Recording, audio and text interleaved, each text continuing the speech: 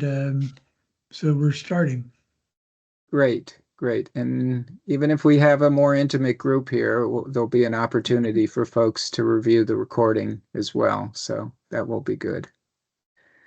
So with that, I guess I'll introduce myself, and then we'll go around and people can answer the introductory question that I have here.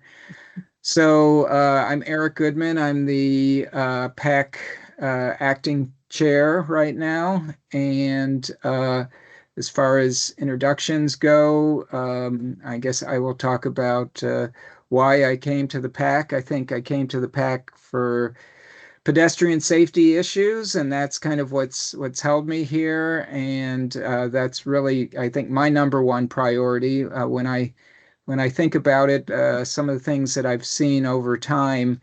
There was I guess, a long time ago, and maybe even prior to Vision Zero, when Vision Zero was coming out, there was discussion about this 8 to 80 sort of making streets safe for people 8 to 80 generally, or even outside of that, but that general range, talking about doing that. And I think, to me, that's a really important thing. It should be safe for all folks. And so that's where my number one area is, and that's what keeps me here. So with that, I will call on folks that are kind of in order that they show on my screen. So we'll have Andrea Walker next, and it looks like someone else is chiming in, but Tom Corns just joined. Okay, great. Okay, I'm Andrea Walker, and I live in Arlington Ridge. And my passion is that children walk safely to school. They learn to walk, and they can, they and their parents know that they can walk safely to school. Great, thank you, Andrea. I see another person has chimed in, and I only see their phone number. So, David, if you, I just see the phone also. I don't know who it is. Okay, so we'll keep going down. Dana, who is a guest here from the Bicycle Advisory Committee. Dana, you're up. Yeah, I just showed up for the cookies. If this were in person, you would have had cookies. Virtual cookies only. All right. Well, thank you. David Patton. Sure. I'm David Patton. I'm a county employee. I'm liaison to the PAC. I've been here the entire time I've worked for the county. And I believe in this stuff. I think the PAC is a good group. It's real citizen involvement, and I support and encourage that. All right. And Mary Delau.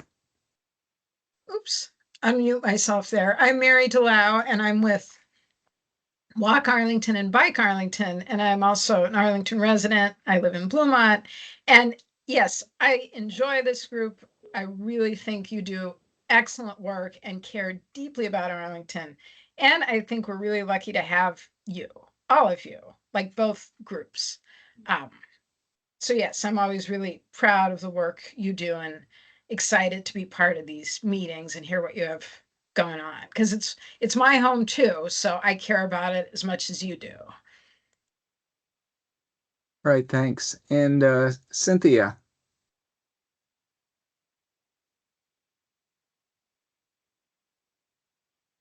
Hey, I'm Cynthia Palmer. I'm the chair of the Bicycle Advisory Committee.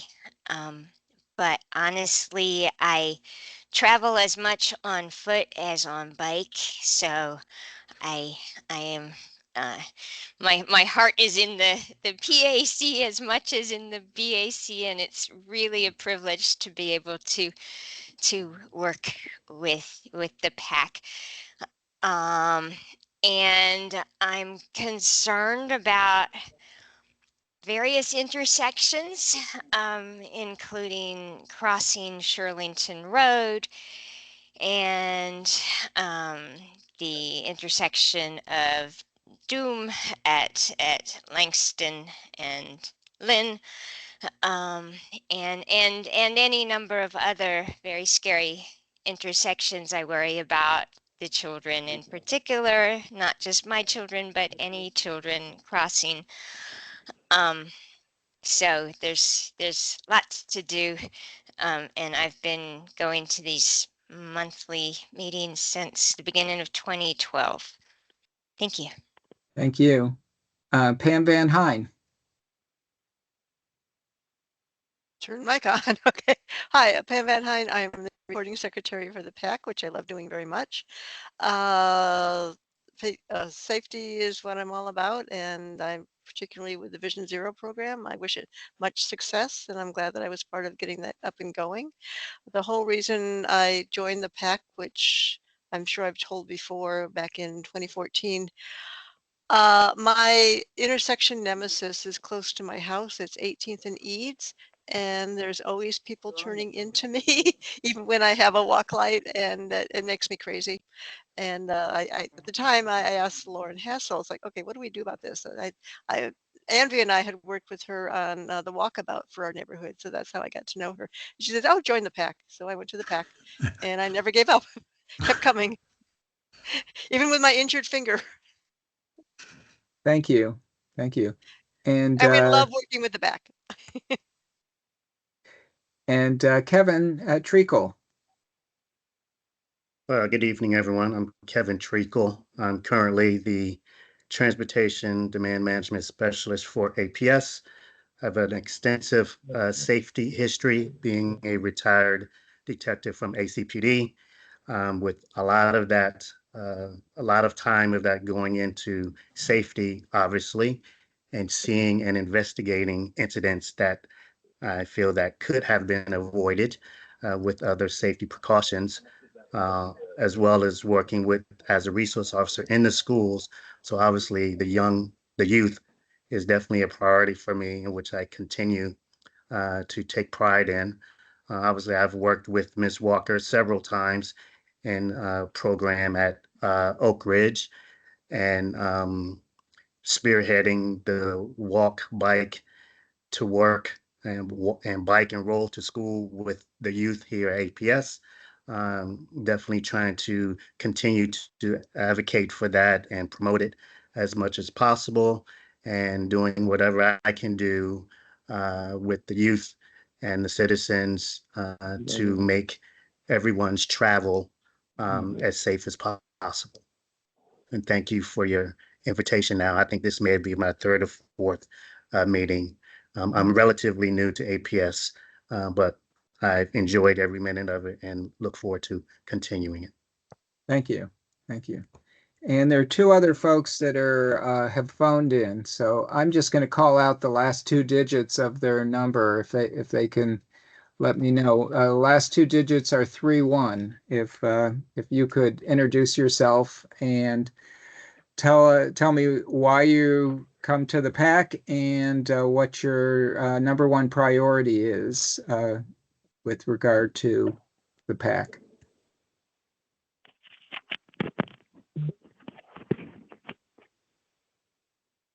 I'm not sure we're hearing you. Or not. Okay. There's also I'll Tom go in- Corns. Is Tom Corns one of the phone numbers you see, Eric? I see a 37. Yeah, So, that's me. That's okay, Tom. Tom. Okay. Okay. So take it away. Okay. Well, I'm had a long absence here, and I'm back from New York City and Martha's Vineyard, and I'm off to where am I off to? To Wisconsin in another week or so. But then I should be back for. But anyway, my involvement is I'm founder, and along with David, and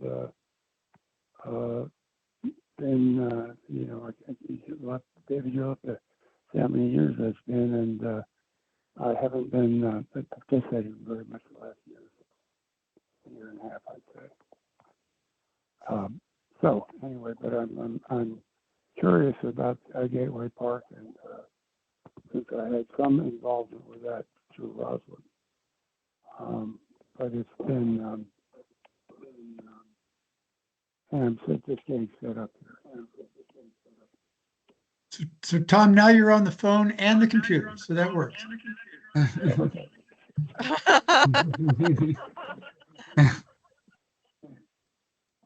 All right, Thank we you. see you. You had your help desk there. Oh, yeah, my wife, and it's not infrequent that frequently that I've had to rely on her to put me in touch with several committees. So anyway, yeah, and I didn't hear, David, I didn't hear your introduction. So what would you like to hear? Well, anyway, we were asking what your number one pedestrian priority is. Well, it's to see trees wherever I go. Okay.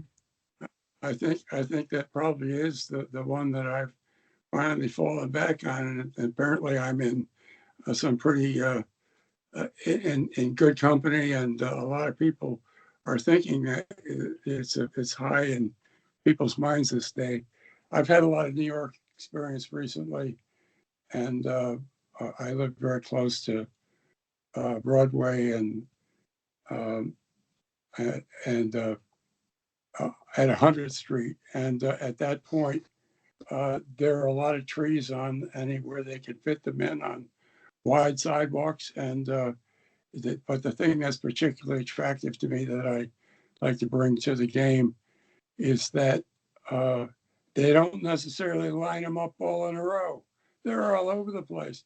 They don't care what sort of commercial signs they block or whatever, but they're actually quite mature, a lot of them.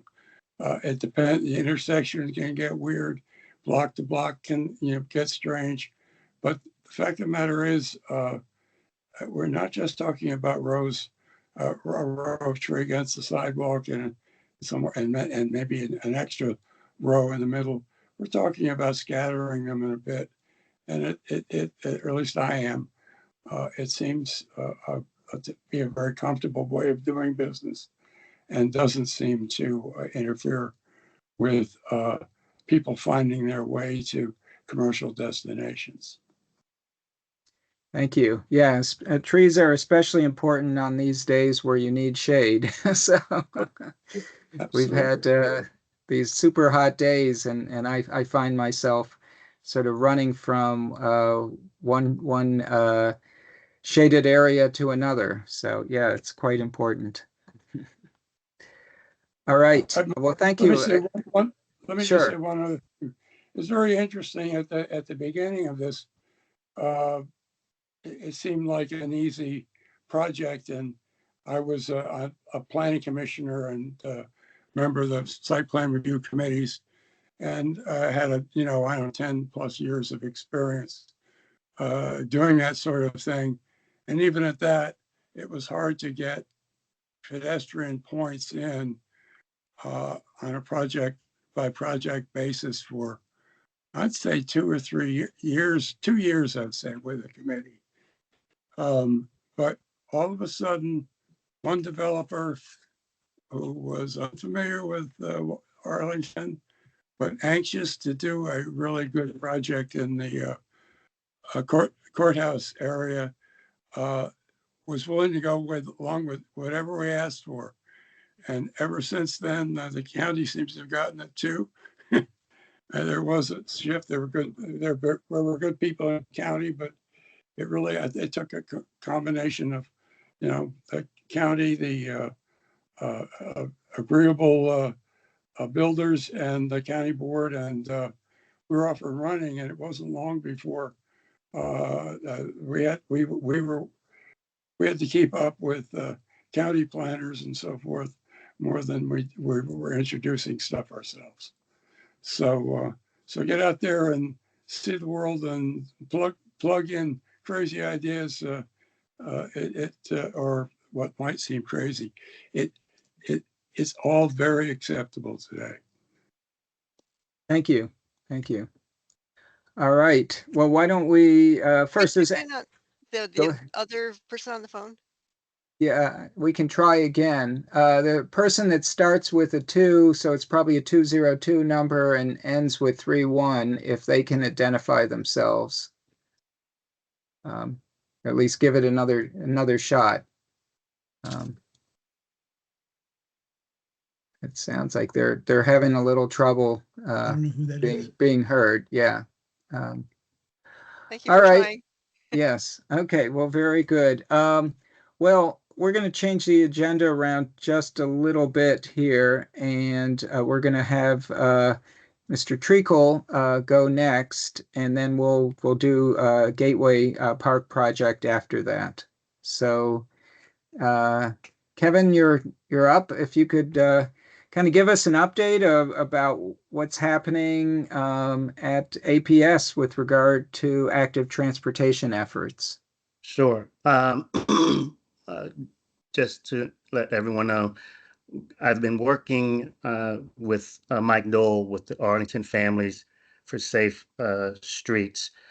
This past school year, we were able to get 4 out of the 6 middle schools trained on pedestrian safety. We will continue with that program and try to get the remaining 2 middle schools this coming school year. And we've also spoke about and planned on getting or including all 5th graders at the elementary school level to take part in this uh, pedestrian safety program as well. Um, Again, obviously, there are approximately 32 elementary schools, so 10 would be great. 15 will be even better.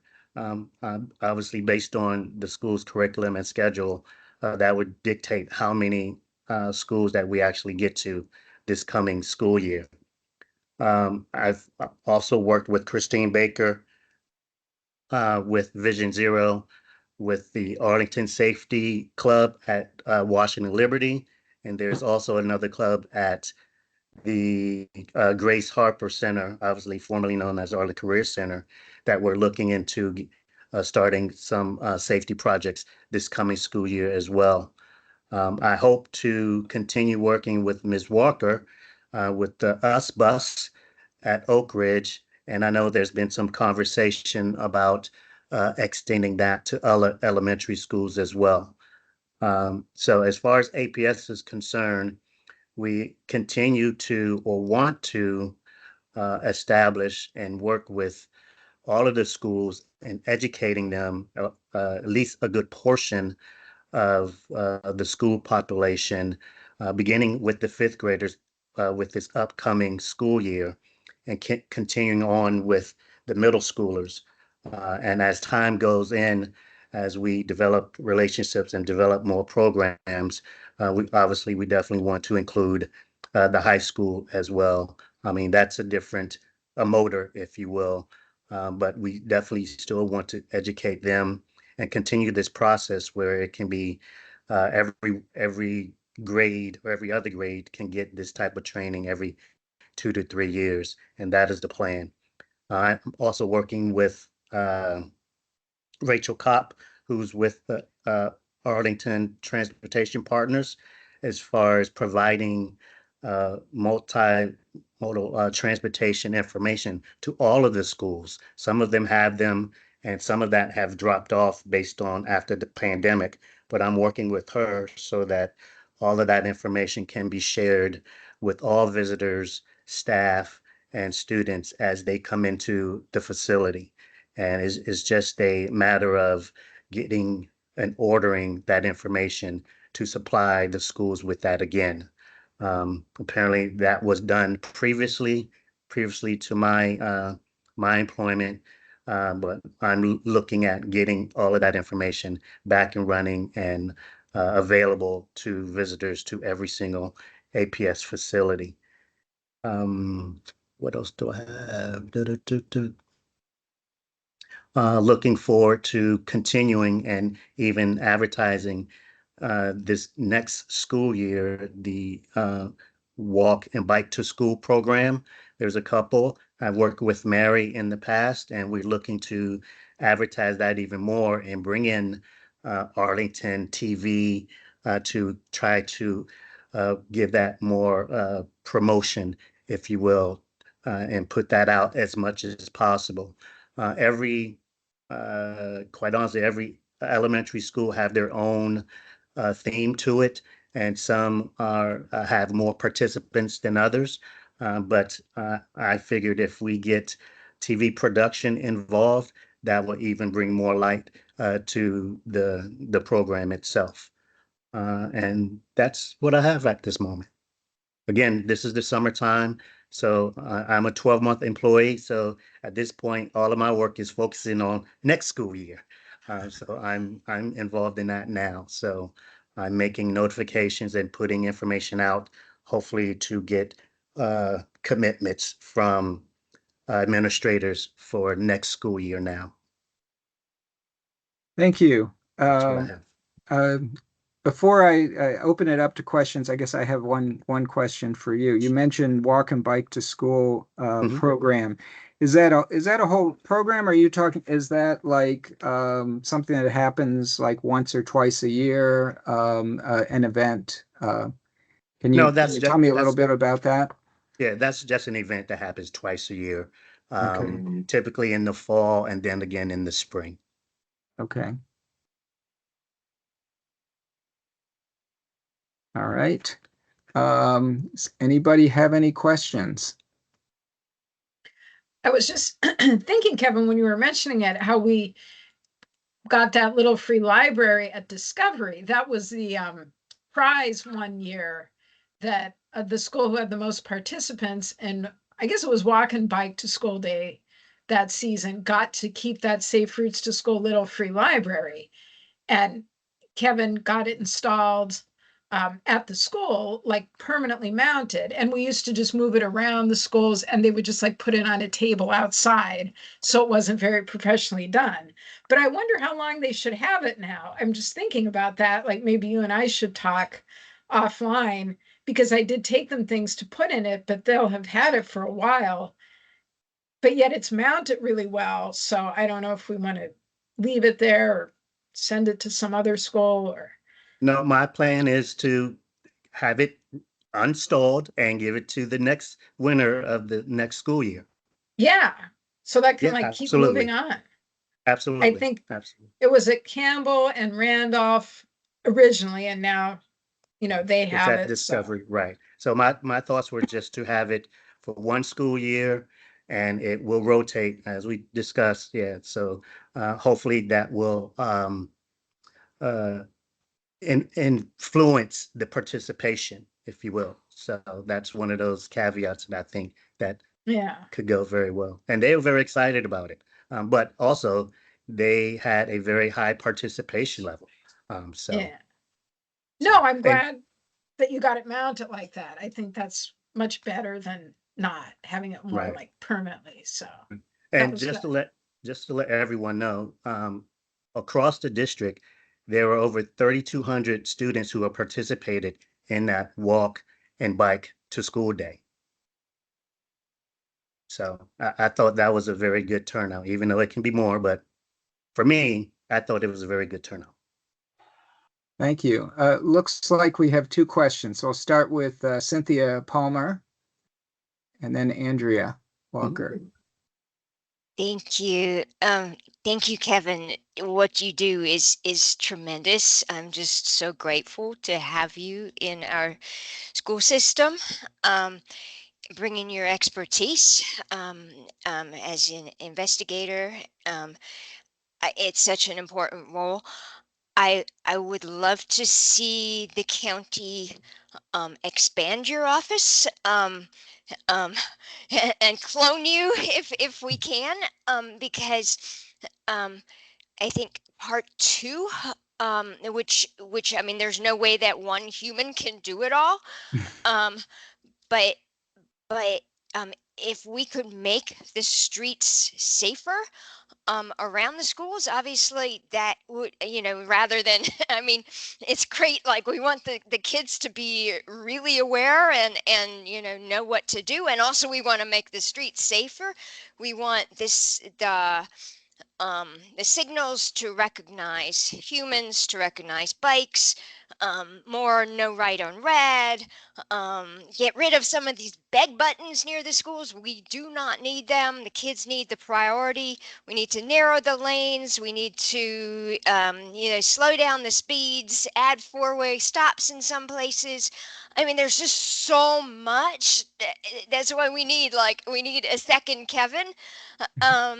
But I'm just wondering, is that something that you think would be feasible? Like, would the county be open to expanding your office or, having you in charge of another person? Because there is just so much work for one human to do versus all these cars and parents driving their kids. And I mean, your job is just enormous.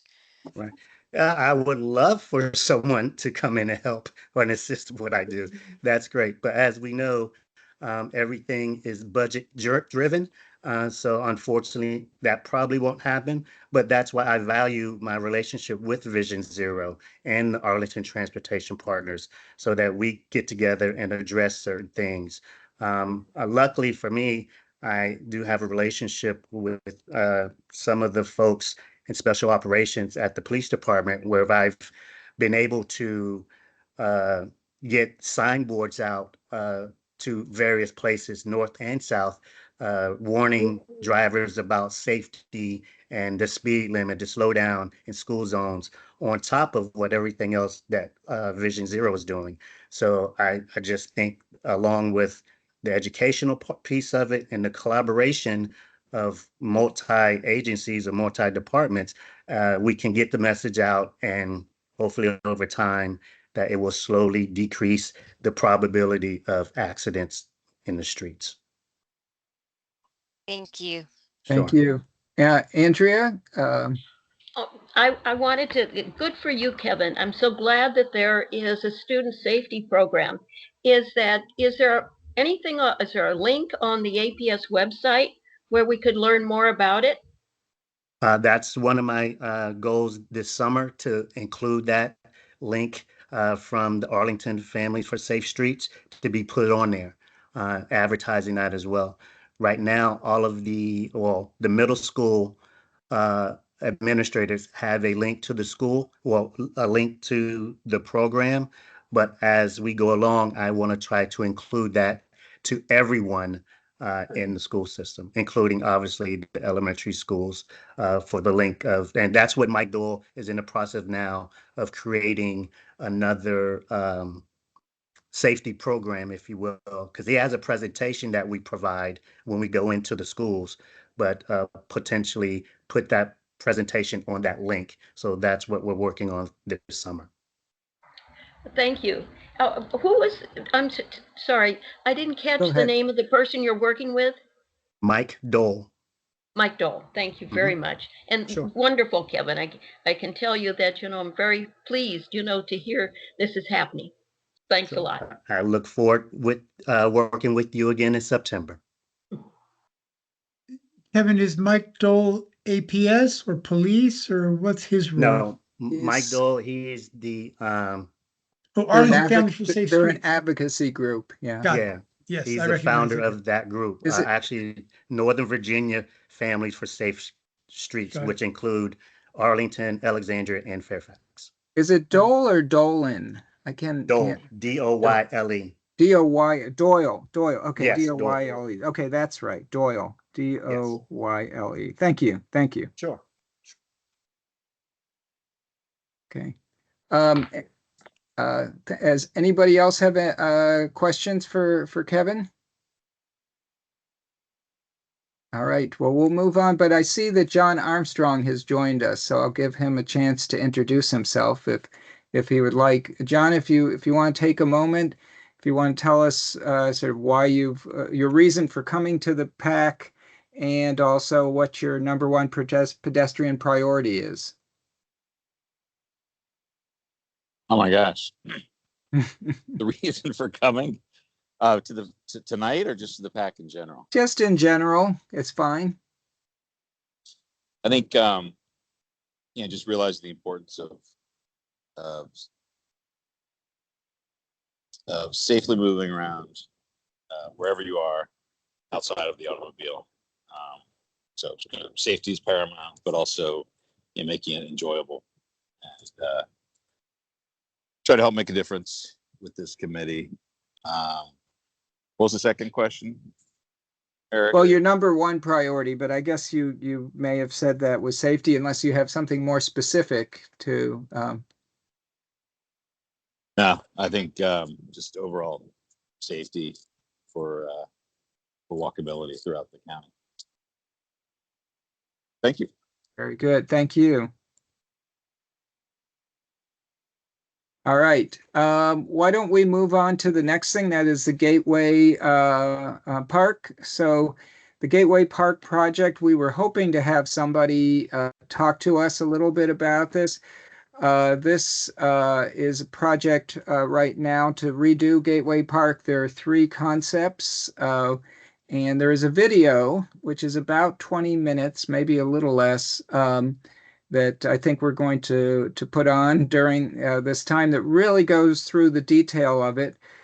Just maybe to note, be good to get some feedback from folks if there's one of the concepts that we would like to weigh in on. And then I'd also like to mention, it might be good to send a brief letter talking about the areas around the park, actually accessing the park, because it's such a high traffic area there. You have east, west, north, south, all traffic all coming off the bridges and the highways and everything there. I think I would like to see some efforts to not only develop the park, but also improve getting to the park. So. But if David, if you can cue that up, that would be great. I will cue that up. And I'll editorialize for just a minute. So one of the reasons that Eric and I opted to put this on the agenda for tonight is that the Parks Department has an open engagement opportunity for this that's good until next Friday, the 19th. So this was the only meeting that the PAC was having before then. And one of the main goals of the project is to improve pedestrian accessibility and connections to the surrounding areas. So we wanted to share that, and they weren't able to come and be here for this. So we're going to try something technical. This should work. We trialed it. I'm going to pull up the video on another computer, another browser, connect it to this one, and hope that the sound works. So I won't make it full screen in the beginning. So if anybody's having trouble, it's not working, you have to give me a sign somehow. Otherwise, I will lose connection to you all. I'm going to hit the share button. I'm going to include sound. I'm going to go to the other browser, and we should be able to hear this.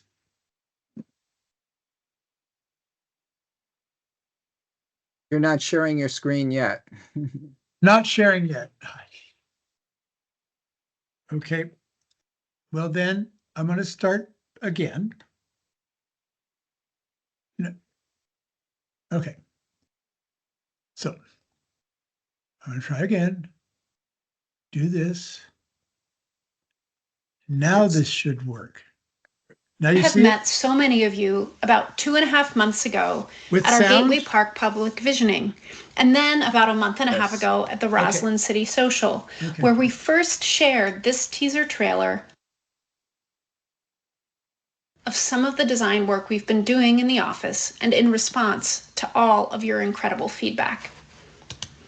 We remain excited, as I know you are too, about the potential for a new Gateway Park catalyze Roslyn's overall transformation from being a great place to work into an extraordinary place to work, live, and play, a real anchor of the community and destination within the DC metro area.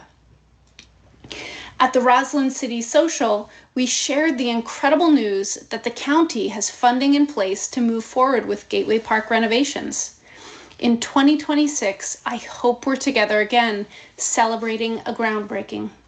Between now and then, we expect to wrap up our iterative design process with our third major community meeting this fall, and final county board approval and action in early 2025. So please stay connected with us throughout this entire process. Today, we're eager to continue our conversations about what these renovations might be, and in addition to summarizing your feedback to date, we'll share 3 alternative visions that respond to what we've heard from you in purposefully distinctive ways. To date, we've heard from over 900 Roslyn residents. We launched this collaboration with over 100 people at our first open house. At the solar eclipse, we connected with over 110 people at the park. 80 students shared their ideas with us at HB Woodlawn. An additional 406 people have weighed in via our online survey, and a great crowd of over 200 people shared their enthusiasm at the Roslyn City Social. Throughout these engagements, we asked a series of questions about people's impressions of the site, how you arrive, themes, values, and what you'd like to do and experience at Gateway Park in the future. In regard to arrival, despite the large roads that surround the entire edge of the park, we learned that most of you, about 64%, arrive at Gateway Park on foot. Secondarily, 23% arrive via bike, and only a few arrive via personal vehicle. One of the surprises for us was that most people who do walk connect from the northwest and southwest corners, not the corners we had thought of as primary gateways. When we asked about what you love and what you'd like to transform, some of the responses were expressed on this large map. You can see the collection of green dots at the flexible lawn and the pink dots at the existing concrete bridges.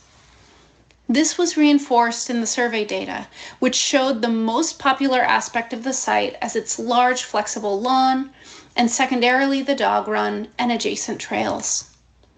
The least popular aspects of the site were identified as the sandbox. Some noted the challenges with its maintenance, the existing bridges, and interim dog run. You might be wondering why the dog run shows up on both of these lists, and your comments explain the reason. People like it, but note that it needs to be improved. Some of you might remember the activity with a blank map, which asked for you to draw a scenario for a future Gateway Park, highlighting the type of places and activities you would like to see, as well as how you might distribute them throughout the site. This summary from the community open house shows a significant trend in keeping a large lawn on the east side of the park, adjacent to terraces, plazas, and a cafe. While on the west side of the park, there are more gardens, a play area, dog run, and multi-use courts. Others called for bike repair stations, trees everywhere, and covering Fort Myer Drive. The same exercise with students at HB Woodlawn had different results, with different distributions and priorities for large play areas and cafe spaces, courts and terraces, and a generally more active park. When we asked about design themes, nature and biodiversity was most preferred, followed by community and events, and dog-friendly, with play and discovery at the bottom of the list. This was a trend in both feedback received at meetings and via the online survey, as well as your robust image collage, where pictures of nature, dogs, views, performance, and playful art installations appeared most frequently.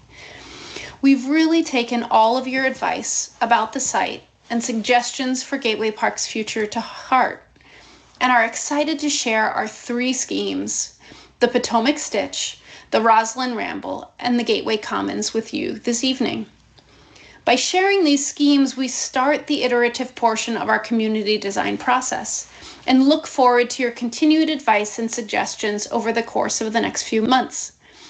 In fact, we've designed these 3 schemes purposefully to test the bounds of what we've heard, to probe additional feedback about the appropriate balance between active recreation and contemplative settings, large flexible event spaces versus smaller scale gardens, and urban rooms, alternative ways to cross Fort Myer and navigate the site. By sharing these 3 schemes, it is not our intention that we pick one and move forward, but that we take the best aspects of each and combine them into a different 4th, final scheme that best reflects your values and aspirations for a future Gateway Park. So, the Potomac Stitch. The Potomac Stitch is named for a feature you can find along its northern edge, a rocky ledge that buffers noise from Langston Boulevard and harkens the sublime rocky terraces one can find nearby along the banks of the Potomac River. The scheme as a whole, however, is the flattest of all 3, and to that end, it eliminates the overhead crossing over Fort Myer Drive entirely. As we move from sketch to plan, you can see how the north-south alignment of pathways stands out. We believe this will emphatically stitch the park together with its southern and most urban edge, where new development is either ongoing or anticipated on each parcel, an incredible opportunity for the animation and activation of the park every day. You can also see how the sketch evolves into a design, with active garden rooms on the west and a large flexible lawn to the east, articulated by large perimeter shade trees. You can also see which of the stitches translates into a new signalized crosswalk, connecting the park with North Moore Street. Circulation within the site is fairly direct. Primary and secondary pedestrian paths are indicated in maroon and pink, points of arrival with the large and small E's, and bike circulation in green and orange. The central orange bike lane is part of a project already underway by Arlington's Department of Environmental Services, and new bike parking and repair stations will complement both this new bike connection as well as the existing Custis Trail just north of the park. Many people's first impression of Gateway Park, especially if they are biking or driving across the Key Bridge from Georgetown, is this: a view dominated by the heavy concrete walls that support the existing overhead crossing. In the Potomac Stitch, the crossing is eliminated and the result is a more welcoming and permeable arrival experience, with views under the lofted canopies of new shade trees. Comparing these axonometric drawings of the existing site versus the proposed, we know the 2 sides of the park will feel more connected without its large central walls.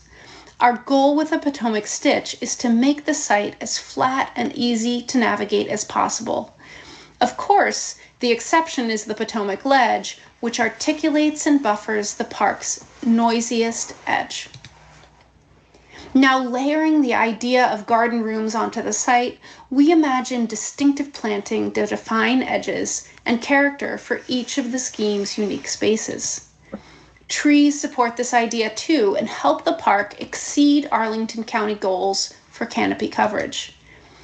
We recognize that our cities are getting hotter and shade is of paramount importance for comfort, health, and resilience, especially on days like the ones we're experiencing this week. Within the Potomac Stitch, the garden rooms are understood to be active. The full suite of spaces include fitness pavilions for yoga or adult exercise equipment, multi-use sport courts, the Potomac Ledge, large and small dog runs, an event grove with capacity for food trucks or even a small cafe, the flexible event lawns, an event pavilion with a stage, and a new public restroom. The capacity of the lawn for events in the scheme to accommodate around 2,000 people. Now, taking a look at some of these spaces, in the background of this image, you can catch a glimpse of the lawn and event pavilion with stage from the Potomac Ledge. In this image, the dog run is in the foreground, multi-use courts in the middle ground, and fitness pavilions nestled into the garden beyond. And in this bird's eye view, we look into several of the multi-use courts and dog runs, which are set within the Potomac Stitch's shaded and distinctive environments. Looking one final time at the site plan, the Potomac Stitch composes a series of active rooms that are shaded, connected, and flat, maximizing porosity of views throughout the park and composing an active, fun, and community-focused gateway park.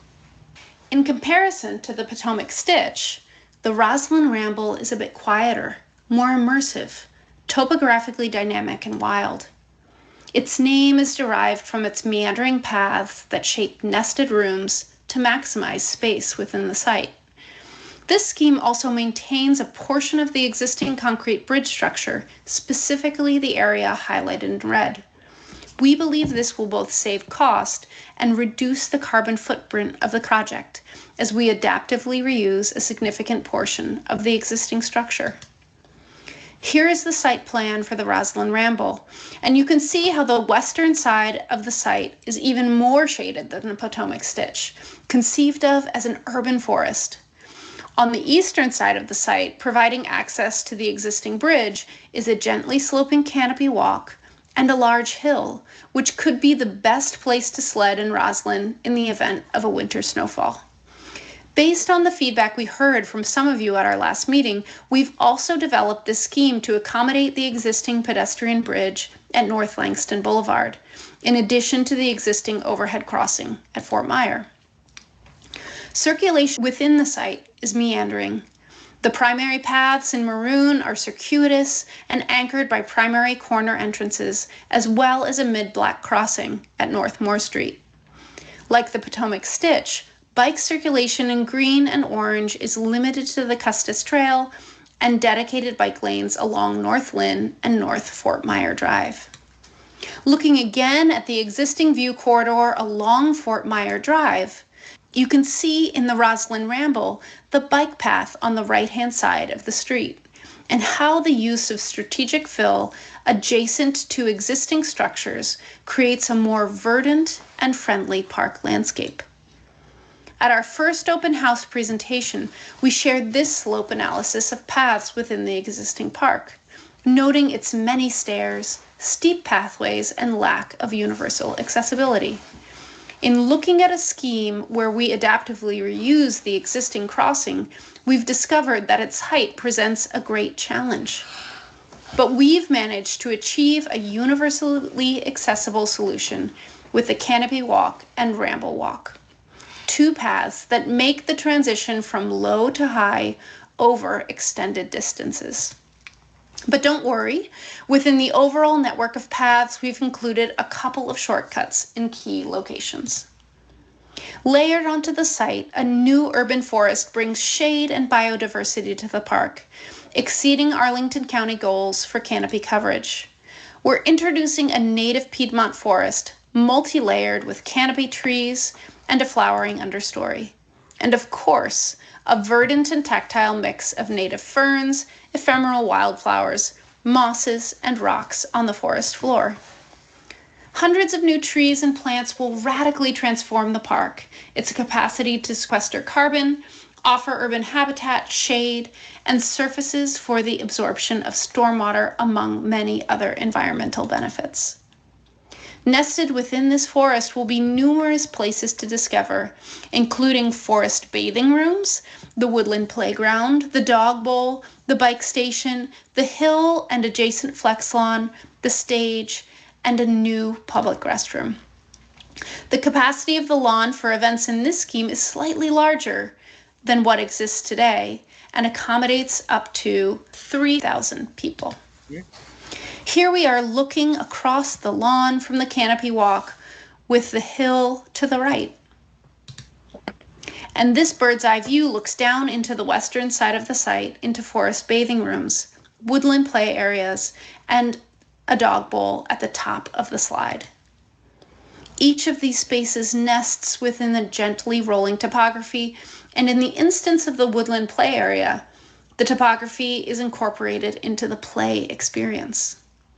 The Rosalind Ramble site plan shows the relationship and position of all these places and features, which are set within an extraordinarily verdant and immersive urban oasis. The Gateway Commons, our third and final scheme, emphasizes the eventfulness of Gateway Park and its role as a collective gathering space for the community. Connecting the southwest and northeast corners along a new diagonal spine, the park is divided into a large commons to the south and a series of social rooms to the north. Unlike the previous two schemes, the Gateway Commons includes a new lightweight bridge that crosses Fort Myer Drive. In this site plan, you can see the articulation of 3 social rooms and the commons, which spills across Fort Myer Drive.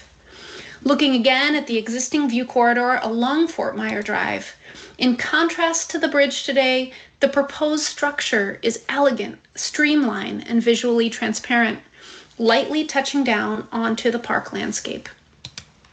Circulation within the site is anchored by its arcing central spine, which we imagine to be a path of about 10 feet wide, including the new bridge.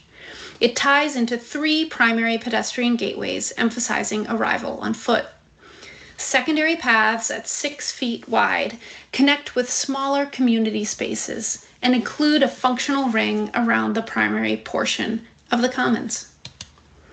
Recalling our first open house presentation, we described the significant topographic change across the site from an elevation of 87 feet in the southwest corner, dropping to an elevation of 59 feet in the northeast, a change of almost 30 feet. This scheme leverages existing topography to give the spine a topographic presence within the site. By keeping the long diagonal quite flat and gentle, the result is a berm that grows to about 12 feet in the northeast corner of the site. The acoustical benefits of this for events and performance will be significant, as the topography will help buffer noise from the adjacent roadways. It also provides a visual buffer between the commons and adjacent loading and drop-off space.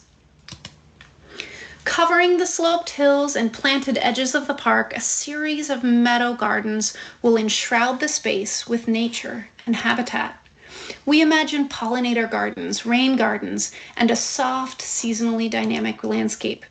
And trees are layered into the landscape in a series of alleys and groves. The scheme once again meets Arlington County goals for canopy coverage.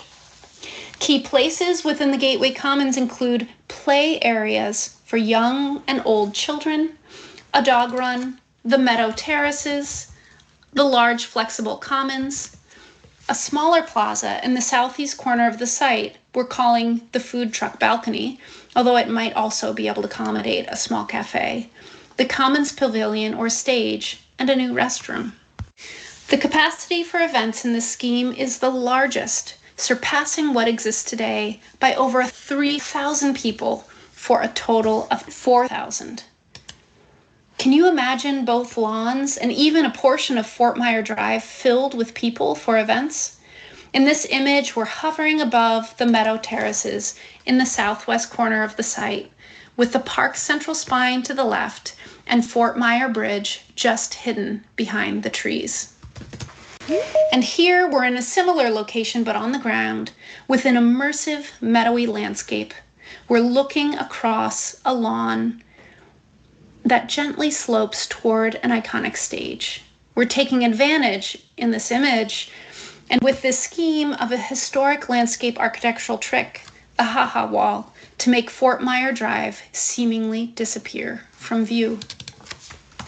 Moving to the eastern side of the site, the food truck balcony is event ready with power, lighting, and water connections.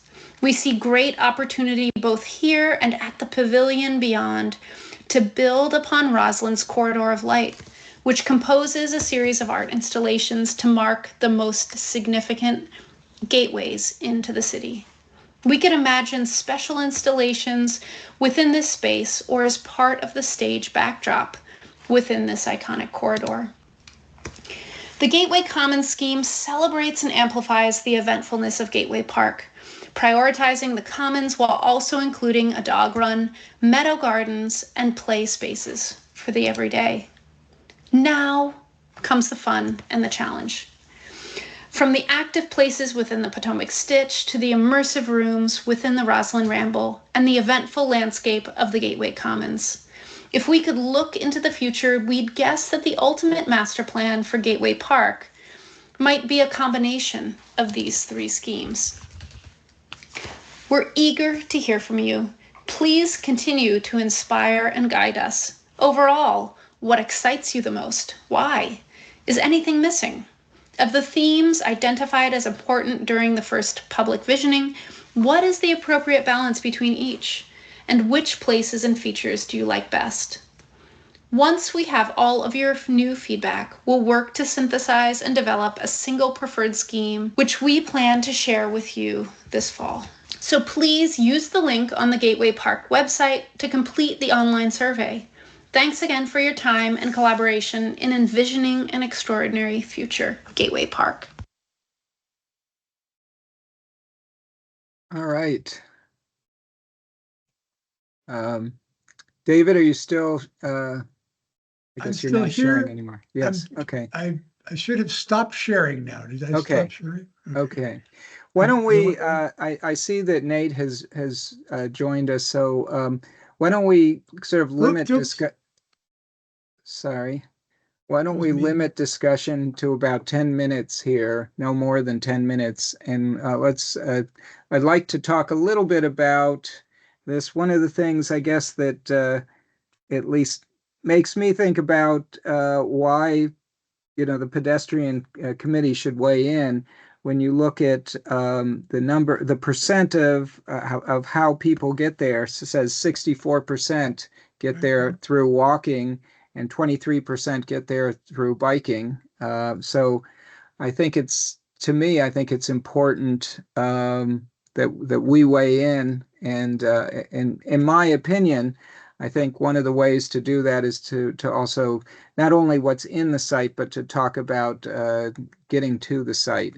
Just looking as it was displayed very well in that presentation. It looks like you have to cross a minimum of 3 lanes of traffic and sometimes 5 or 6 lanes of traffic just to get to that site. And I think any improvements on that, I think, should be incorporated into this overall effort. I also think that accessibility is an important thing as well. The long meandering way that it looked like it took a distance of maybe a block and made it into 3 blocks. I'm not sure how comfortable that might be for folks that have disabilities or want to be able to move around in the park there. So that's I think accessibility is high on my list. I want to get other people's opinions, so I'll kind of open it up for questions or comments here for a few minutes. And again, my thought might be to at least put together a short letter in support of the effort overall, but sort of driving at least the 2 goals of getting to the site and also making it accessible. So with that, I open it up and I see Pam has a hand up. Hi, thank you, and thank you for showing the film. It's really good. And David and Eric, you actually went to the most recent presentation when they had the open house? Yes. That's good. So maybe you know some of the answers already. I thought they were all interesting options. I think number 2, the ramble, was probably my least favorite. As it's a lot of rambling, but there's no safe crossing of Fort Myer. And that seems like a huge thing. And I agree with Eric that how we actually get to the park is a key point. And did they talk about that at all?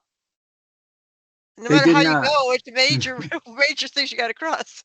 They mentioned bicycle. They mentioned, I guess, really a place for. They talked a little bit about bike lanes but very very little.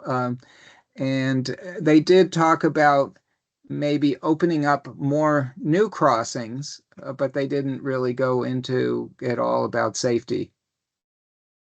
Yeah. We got to emphasize that. Yeah. I see Cynthia. Are you done, Pam, before I go on to Cynthia? Yes, sir. Okay. Cynthia?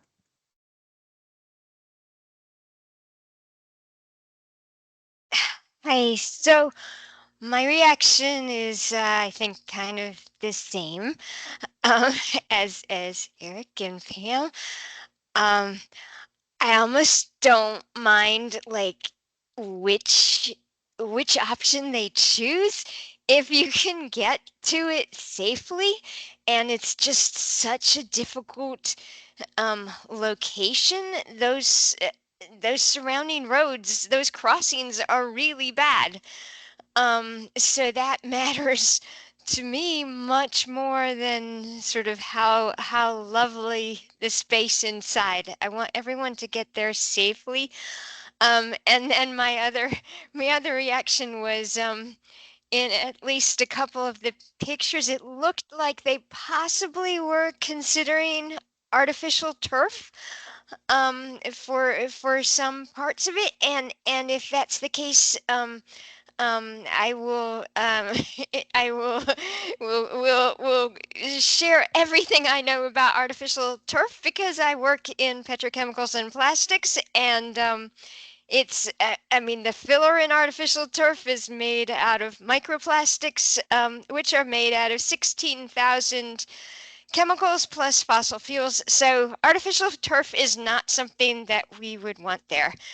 So I am happy to supply them with all the information they need to decide against it. Thank you. Thank you. Any other discussion before we move on? But actually, I will ask. I still would like to put a letter together.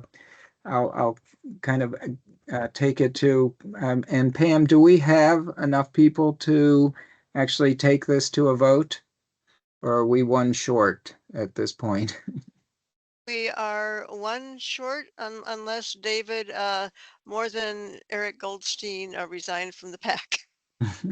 No, just Eric. We heard from the other two. No. You didn't Okay. hear from Chris. That's surprising. Okay. Yeah.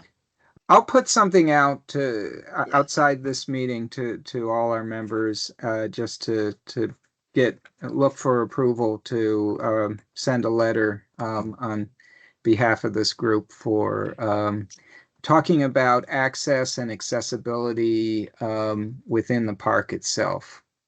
And I guess we'll And to and from the park. Yeah, absolutely. Yes, access into the park from the Right. adjacent areas. Yes. Okay. David, why don't you go ahead and I have a comment to follow. All right. Okay. Very briefly, Couple more comments. I know now why I thought this video was so good when I first saw it. This consulting firm the county has engaged called Field Operations, they're behind the High Line in New York City and other really great parks around the world. They're a big deal. It's an 80-person firm of landscape architects. I thought, this is really good. So Arlington has dug deep, I guess, to find money to hire a really top firm to bring in. That's why I was impressed when I first saw that presentation. That's it for me. Okay. And Yeah. I guess Tom, if you want to Yeah. comment. First of all, what's our access to, that was a great presentation. What's our access to what we saw in terms of, where is it online? What? I put the link in the chat. The Gateway Park project has its own website. This is on that website. And there's also a comment form, and the deadline is July 19th. Yeah. Okay, that's one. The other is the roads, the surrounding roads and crossing roads are really rather ugly. And there doesn't seem to be, no one is, the use of greenery and trees, and it has not been maximized on either side to soften their presence. It'd be nice if both of them had medians.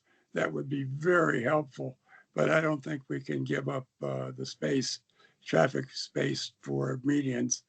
Well- but they definitely need outreaching trees. I believe they're all one-way streets on either Right. side of it, and that's probably why they don't have medians. So refuges, maybe we could provide in there to get people across, but actual. Well, the West Side Drive in New York City can cross more than 5 lanes with trees that reach out. Wait a second. They do have a median. They do have a median that helps tremendously. But the reach from the side can be quite long. And they're also, the other thing is that my favorite is number 3 for sure. But it's a little weak on green on the south side of the, and again, in this case, the greenery reaching out. The big flat lawns could use some reach on the demonstrated on the trees along the sides. The only other thing is I really like the low, the new bridge work, I think, is superior to the other, with the possible exception of not enclosing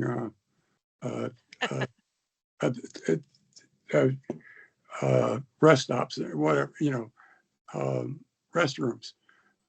But it's really pretty sleek, and having those, maybe more of it, to make a connect, to help with these crossing connections that are obviously missing. All right. Thank you. Thank you. With that, I think we will move on to our next topic, unless anybody has anything else. And we have Nate Graham here from the county.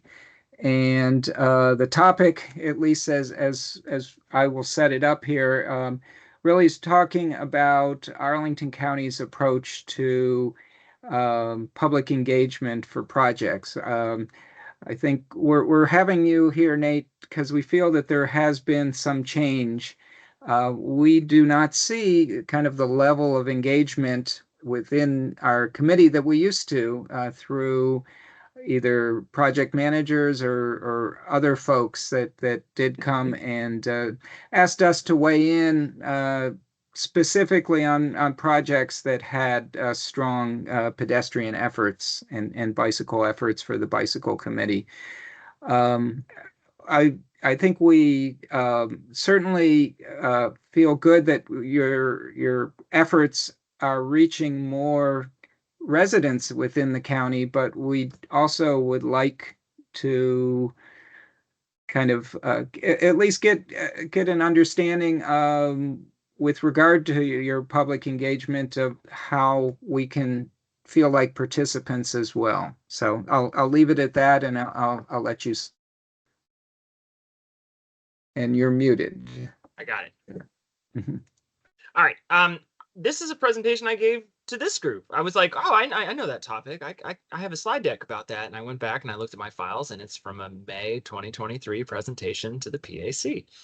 And I remember it distinctly because I was not living in my own home at the time. We had had a house fire, and I was living in alternative arrangements for a little while. And it was the only virtual presentation I gave from that place. So it sticks in my memory. Anyhow, I'm not here to represent it. I don't want to cover old tracks, but I do want to use it as a way of level setting on definitions. So really quickly, a couple of these slides. On slide 2, there is a distinction that we always like to draw between communications and public engagement. Communications is a one-way conversation. And I don't know if the slides are advancing. Do the slides advance? They did, Okay, yes. great. All right, so these buttons work. Communications is a one-way street. We are telling you that in 2 weeks, crews from the county will come and build a curb extension on this intersection because we have identified a safety issue. Public engagement is a two-way conversation where we are saying we are coming to you. We have defined a capital project and we are looking for input. Or we have a concept design for that capital project and we want to vet it with the community. So that's the definitions. The 6-step guide, which was adopted by the county board 5 years ago this year, dictates how we approach public engagement. And so what we have tried to do in the last 5 years since I joined the county is really tailor the guidance from the county board through the 6-step guide into our project process. So what that has meant was that we have taken this guidance here, which is like, okay, what is a communicate level project? What is a consult? What is an involve? What is a collaborate? Which is based on the International Association of Public Participation guidelines. And we say, all right, how do we translate this for planners and engineers so they know when to ask which questions? So Aaron Potter, my colleague at Public Engagement, and I feel like we've done a pretty good job of institutionalizing public engagement processes. And that's what you see here. We have called this process of integrating public engagement into the project lifecycle, operationalizing the 6-step guide, because it turns out speaking people's native language, in this case, engineers, is really helpful in getting them to not only listen to what we have to say, but also implement it. So what you see here is this sort of matrix view of public engagement and the design life cycles. Many of you are familiar with this because you pay attention to the county's transportation projects at a very close level. 15% design, 30% design, 60% design, 90% design. Those are all just terminologies that make it clear the level of detail that design has reached. The more detailed the design, the harder it is to change, the more of your money you've spent, and the closer you are to preparing for implementation. And so you see here, the level of involvement increases, but for us, for transportation projects, the nature of these, particularly capital projects, but the nature of this work is the most important questions come at feasibility and 0 to 15% design. But what I really want to highlight here is what we're doing there. For us, the way we've approached public engagement is that public engagement should help DES transportation define the problem and refine the solution. I think that one of the historical achievements of both the PAC and the BAC has been this institutionalization process. It is no longer a surprise to consider pedestrian and bicycle movements, needs, desire lines, plans in a regular capital project. It's just what we do. And I think that the thing that has really pushed us in that direction has been the 6-step guide, which is sort of my angle at it, but it's also been the Vision Zero program. And you're going to hear from Christine after me, so I know you're going to have questions for her, but we have a very clear set of data. When we open a project, we say, okay, what's the crash data say? What is our interactive map that we gather feedback on? We get like 1,600 pins every year in April, and we use a 3-year rolling set of public engagement it's approaching 5 years old, David, yes. But there's, we have this rolling public input that comes through the April public engagement that Vision Zero does every year. And then we have just tons of stuff that what we're doing with the data is we're making systemic choices. We have a common set of tools in the toolbox, and we don't ask questions to implement them anymore. We say, this is the problem. This is the solution that works best. Here's what we're doing. So existing conditions, concept design engagement, many of you have participated in these. This is the direction that we're going in terms of project engagement. we're bringing it to the public, and we're bringing it to as wide a swath of the public as we can reach. So I think the rest of this slide deck is not necessarily material to your question, Eric. So I won't dwell on it, but I wanted to get through those definitions and a little bit of the why and how we got here, to sort of ground the conversation about where do we go from here when it comes to public engagement in the committees. One way that I think we have seen committee participation in project work is especially on the broader scale. So with county-wide efforts like Vision Zero, we have in the external stakeholders group and in other sort of large-scale conversations convened not just the BAC or PAC, but a variety of county commissions, because we want to bring diverse perspectives to the conversation. The best solutions, the ones that work for as many people as possible. Complete streets means all road users. So that, to me, means casting a wider net. And we've also seen that, like, one of my sort of pet peeves with the nature of my work is that we ask an awful lot of people at Arlington County. There's an engagement for everything. And there's often multiple engagements for everything. We tried to really simplify this for transportation projects because Aaron and I each have a portfolio of about 65 projects that we're like holding on to at any one time, which sounds like a lot. I mean, capital projects take a long time to build, get through procurement and all that. So, like, you know, it's never really terrible, but it's a lot of stuff. You're asking people a lot of questions. 5 minutes here, 10 minutes here, 20 minutes here, an hour for a public meeting. And it starts to really add up if you care about more than one or two things.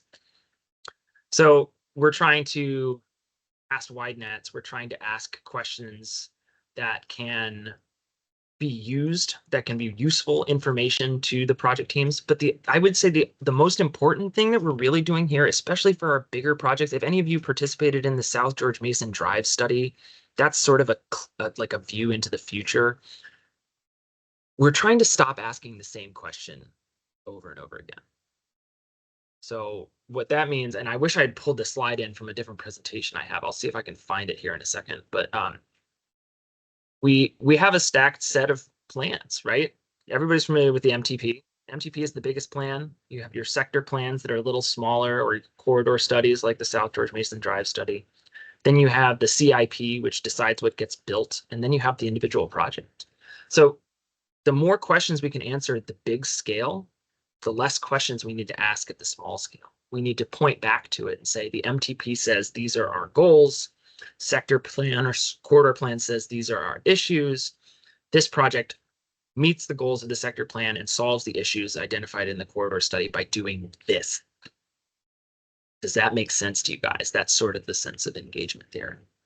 And that's because, one, we want to take people, when we ask people for their engagement, we want to use it.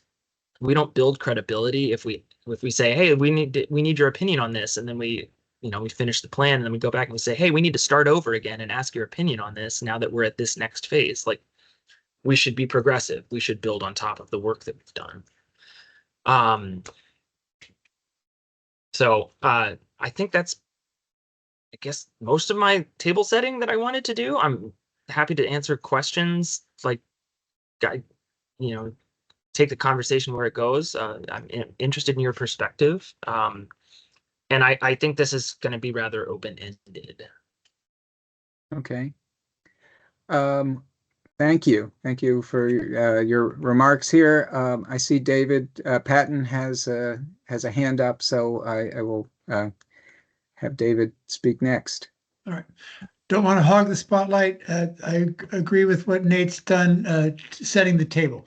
And I've been with the county quite a while, and I was in the position to, I think, help the committee understand why they might be seeing fewer road shows coming through their meetings talking about individual projects.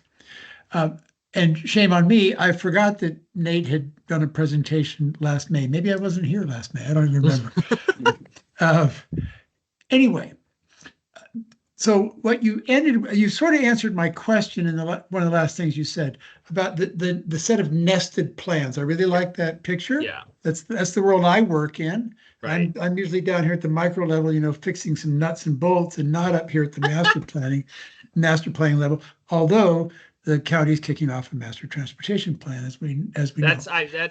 That's definitely something I wanted to bring up here as well. Okay. So I wanted to just put this to Nate. Is so you have a panoramic view from where you work. What do you think is an evolved role for the BAC and the PAC in this new engagement environment where they're getting fewer little tailored presentations? I'm James Wood, man. I'm ready for this question. I have some thoughts. And just to add that I speak for my county colleagues in that if they're a project manager, say, and they've got something interesting and exciting, it's not a lot of fun to do 30 evening meetings to pitch this thing to the community. So, and Nate and Aaron with their 60 projects spread out over a decade of service, it's a lot of work. So this approach has really been a time and labor saver as well. But we don't want to shortchange the views that people have. So I put the question to Nate about, can you look into your crystal ball and envision a more effective, more helpful, more comprehensive role for the committees? In short, yes, but I don't want to tell anyone how to run their committee. Eric, you and your colleagues on the committee are here to advise the manager. One of the truisms, and I don't live in Arlington, so I am allowed to yell at my own city government about what I want to see as a resident somewhere, and I occasionally indulge myself in doing so. One of the things I feel like my role is as a resident is to keep people focused on the end goal. So knowing what that end goal is, I'm most often bothering the district Department of Transportation about pedestrian safety near elementary schools where my children will attend. So you can sort of see where that goes. But I think that one of the perk of I would say the perk of the last 15 years. David, how long have you been involved in the PAC? 16 years. 16 years. All right. And so in the last 15 years, what would you say the major change has been in terms of professionalizing bicycle and pedestrian safety, design, planning? Oh, so now I'm on the hot seat. Okay. Just asking questions. Well, I'll put it in a slightly different way. I've been involved primarily in bicycle work for more than 30 years. Right. From the time I was in grad school, back in the age of the dinosaurs. And in that time, and I think Arlington is really a banner-waving member of this club, bicycle activity, and by extension, pedestrian consideration, has moved from a fringe to the mainstream. Yeah. It used to be the ghetto of bicycle, where you'd have a few geeky people who were trying to survive as they went about their way on their own power on two wheels in a very, very hostile environment, to being in the center of urban planning. Yeah. And that's happened in my 30 years of being in this work. Right.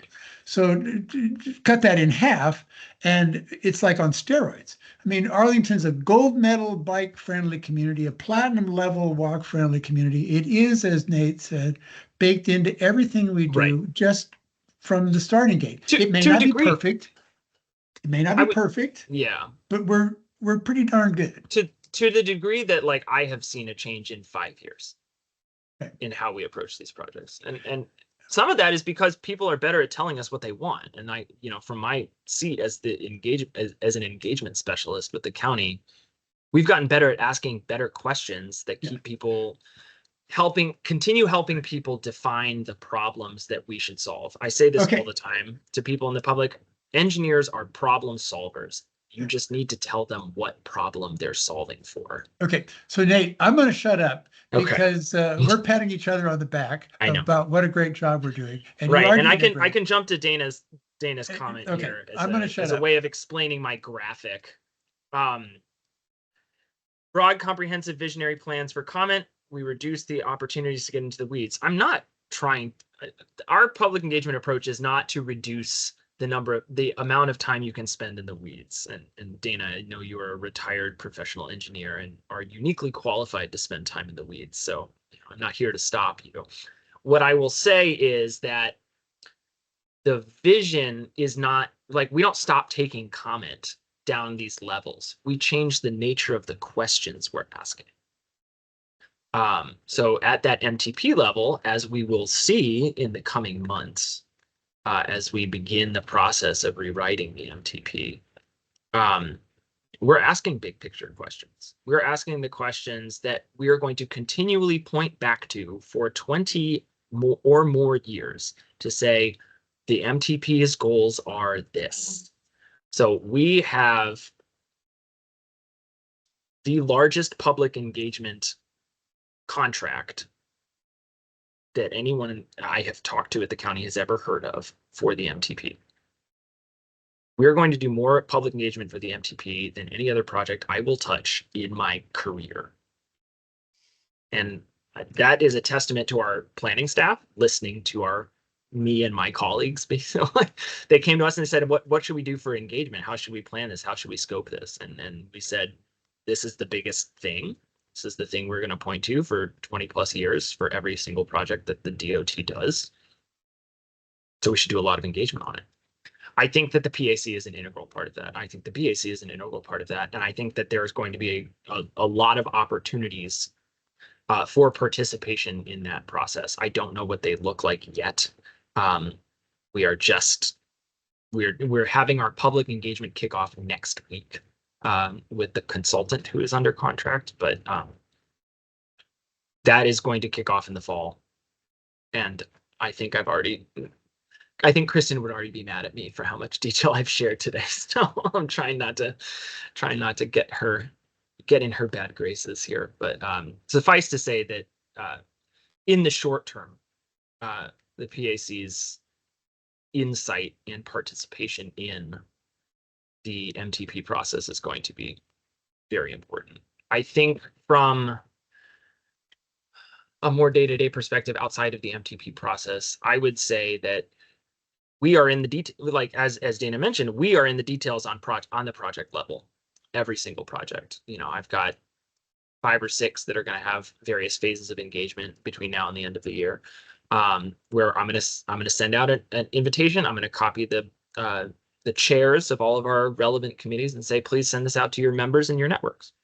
And on a project level, it is definitely like, we want your input as individual Arlington residents. We want your input as committee members. If it pleases the committee to send a letter to the manager with your input on the project, that is certainly feedback we're receptive to, or sending a letter to the project manager. I think all of those are relevant, and they're coming in the window where that feedback can affect change. That was the biggest thing for us when we looked at the project lifecycle and the public engagement process and said, how can we better align them? We wanted people's feedback to go to project managers when change could be made, because otherwise we're just asking questions to do nothing. And that's where we don't build trust. We don't build transparency, and we make people feel like engagement's worthless, is if we take in that feedback and we don't do anything with it. Now, at this point, the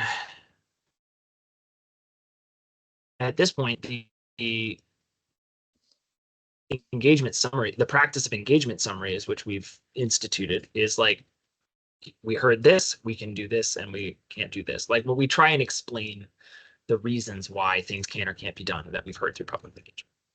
All right, I've talked a lot. Pam, hi.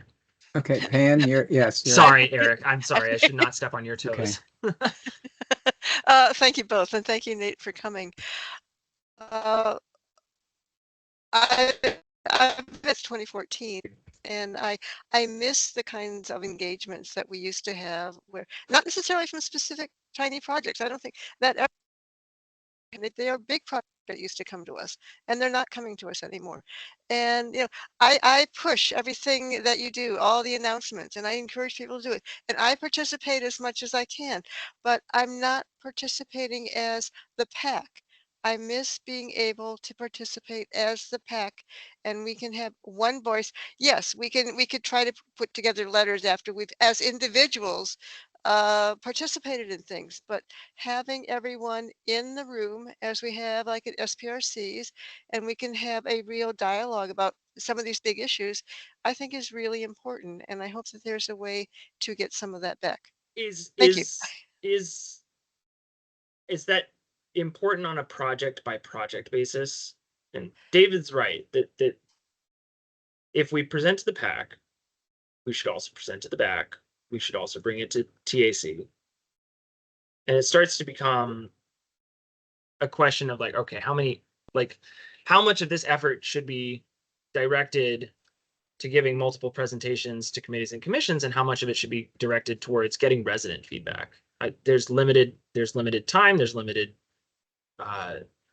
staff energy, not because we don't like you, obviously we're here, but because I can only skip bedtime so many times before my son starts to get very angry with me. So Yeah, I've I'm used not my talking skip for the about, week.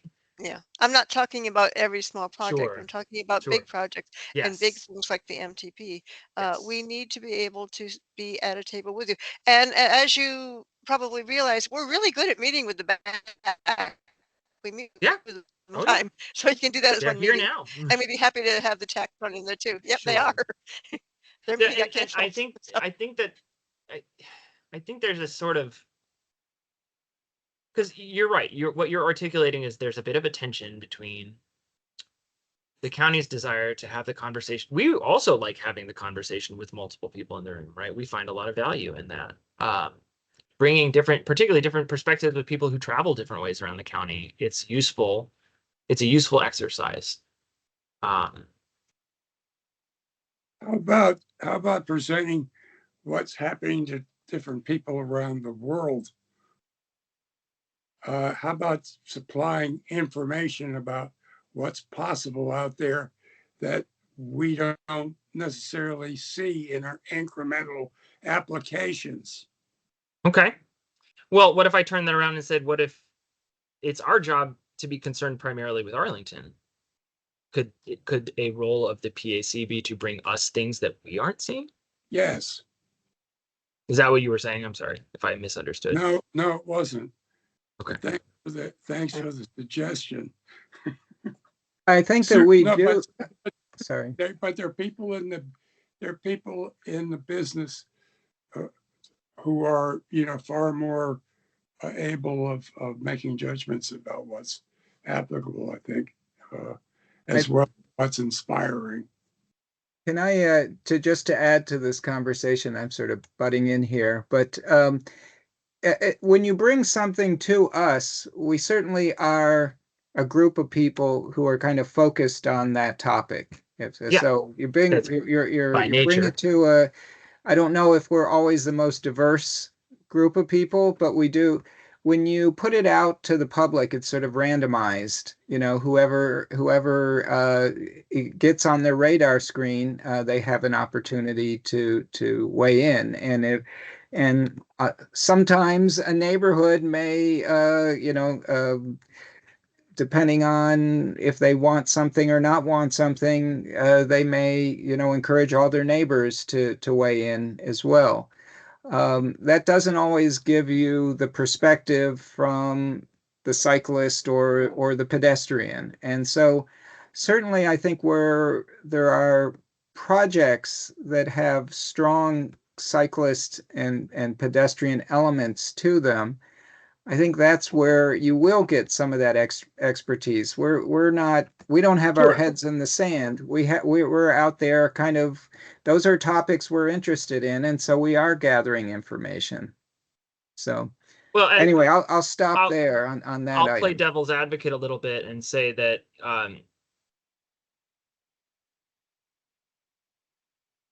I think one of the things we've tried to do with our engagement process has been to maintain the county staff's status as experts. And I want to be very clear, like, we have some incredibly smart people at DOT. The best part about my job is the quality and the like interest level of the staff of my colleagues that I work with.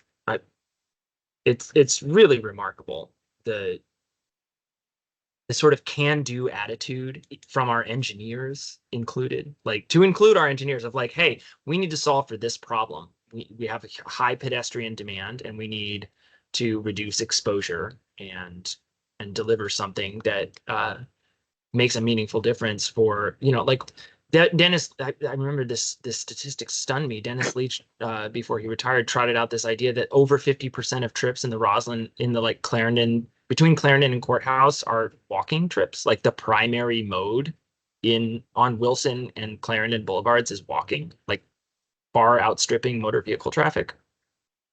Like that's a fantastic stat. And we have a team that like builds and accounts for that. So I'm playing devil's advocate here by saying,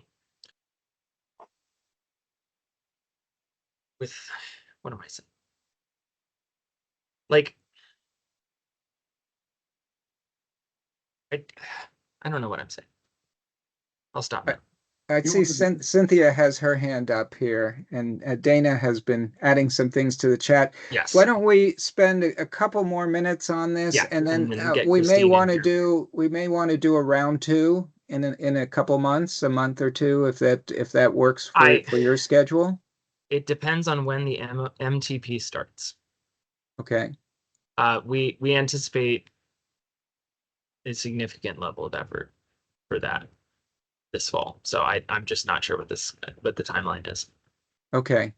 Cynthia, if you want to speak. Sure. Just briefly from a BAC perspective, there's definitely a feeling like over the last maybe 5 years or so that we have less of a role, which sort of fits with what you're saying, that you're doing a lot of broad outreach and sort of trying to institutionalize the input. When people do come to the BAC, it's more, as you described, roadshow type of interaction, and that's exactly what we don't want. We don't want like beautiful PowerPoints of stuff that's already been finalized or near final. Like, we are so eager to talk about projects that haven't even begun, or that, I mean, major projects that are under consideration maybe, and like VDOT is talking about them and others, or like Shirlington Road, how to get safely from one side to the other. We've been asking for that conversation like every single month for over a year. Like, we just want to talk to you guys. And it doesn't have to, we don't want like a beautiful, PowerPoint. So I don't know if there's any way to sort of move back to more of that. But that was, I mean, I started, like I said, in 2012, and that was something for those first few years. We had a lot more of that sort of half-baked, just like talking. For lack of a better phrase, you want to talk shop. Yeah. Okay. Let me think on that. I feel like we're talking about two different things. And the public engagement, the formal public engagement process happens the way it happens for a variety of reasons, some of which I've outlined, some of which are just, how things can get done. what you're discussing here maybe fits in more between, it's somewhere that's like a thread of between these different plan levels. Talking shop. All right, I feel like I need to take that away and sit with it a little bit, see which of my colleagues ought to be involved. I do a lot of this because I am married to a multimodal transportation engineer. So there's a lot of dining table talk about what's good. Yes, 40% of our vacation photos are infrastructure. Sorry, my children. We do a lot of shop talking in this house. Yes. So I fully understand the desire for that. I think that perhaps a mirror image of that is like, okay, if the BAC and PAC had a shop talk with us, what would we talk about? And to me, the opportunity for that type of collaboration exists beyond the scope of what you see on the screen, beyond the sort of formal county policy projects levels. Like, what could we do?